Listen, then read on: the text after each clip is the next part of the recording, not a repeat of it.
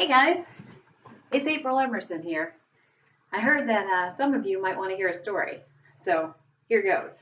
I'm going to read my story, Apononoko and the Lonely Tree, inspired by my life in Hawaii. It's written by me, April Emerson, and illustrated by the amazing Sydney Evett. So here we go. Apononoko and the Lonely Tree. There once was an old woman from a small island village. Apononoko was her name. Every day, Apononoko walked the village children to the nearby grove to run and dance and play among the trees. The children loved Apononoko, and she loved them.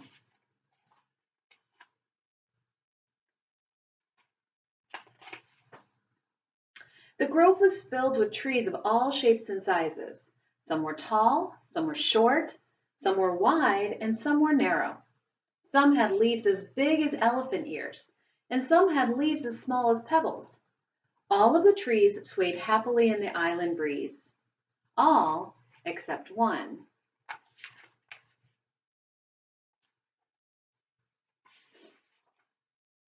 One day, as Apononoko watched the children play, she noticed the lonely tree. She walked over and gently placed her hand on the tree. "Why are you so sad?" she asked. The lonely tree barely moved its branches. Every day, the villagers come to this grove. They visit happily with the other trees and enjoy all the special gifts the trees have to give.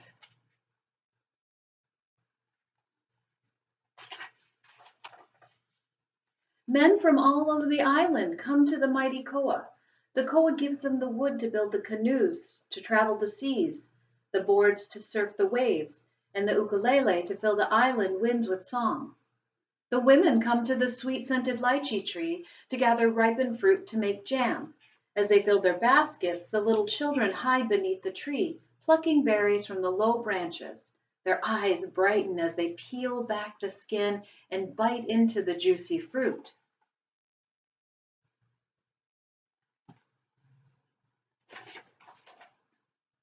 When one of the villagers is sick, the healers come to the noni tree to collect leaves to make medicine. The healers mix the noni leaves with ginger to make the tea that soothes a sore stomach and calms the nerves. The lonely tree hung his branches lower. No one comes to visit me. Look at my gnarled limbs and my barren branches. I have no wood, no fruit, no healing leaves. I have nothing to give.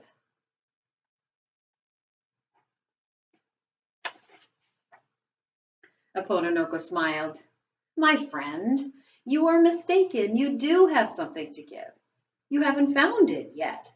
The tree pleaded. "What is it? Where do I find it? Where should I look?" The old woman replied, "It's inside of you. Be yourself, and you will find it." And with that, Apononoko hugged the tree and returned to tend to the children.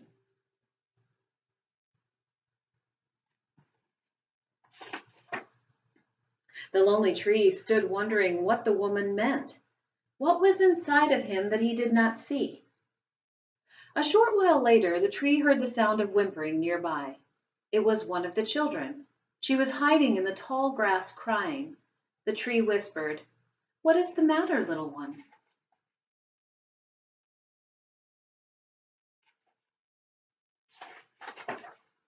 The child whispered, "No one will play with me. I am too small and too weak to play the games the other children play. No one will be my friend." The tree thought for a moment.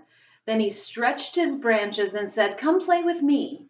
Climb my trunk, swing from my branches, dance in my shade. I will be your friend."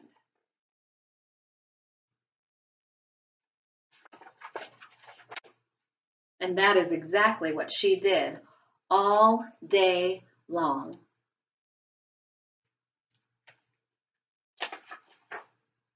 When the sun began to set, the child looked up at the tree and smiled. "I must go home now. I will be back tomorrow." She wrapped her small arms around the gnarled trunk and squeezed the tree with all her might, and then she scampered back to the other children. Apononoko smiled as she approached the tree and greeted him with a hug. You look different, my friend. Beaming with happiness, the tree replied, I am different. I may not have wood, fruit, or medicine to give, yet I can bring joy to others and be a true friend.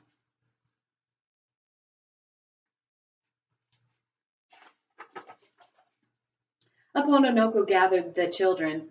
Together they headed back to the village. As the tree watched his friends go, he remembered how the child laughed and played with him.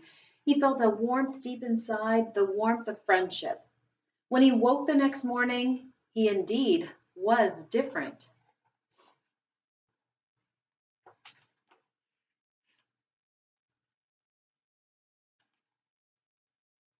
The warmth that filled the tree the day before now filled his branches with green leaves and clusters of sweet-smelling flowers. The child did return, as she said she would. She squealed with joy when she saw how her friend had changed. She pulled herself up onto a branch and plucked one of the fragrant flowers and placed it in her hair. When the tree looked at her and saw her smile, he was happy. And that, my friends, is the end of my story, inspired by the beautiful place that is Hawaii. But look for the beauty all around you and be a good friend. It's the best gift that we can give. Thank you for listening. Goodbye.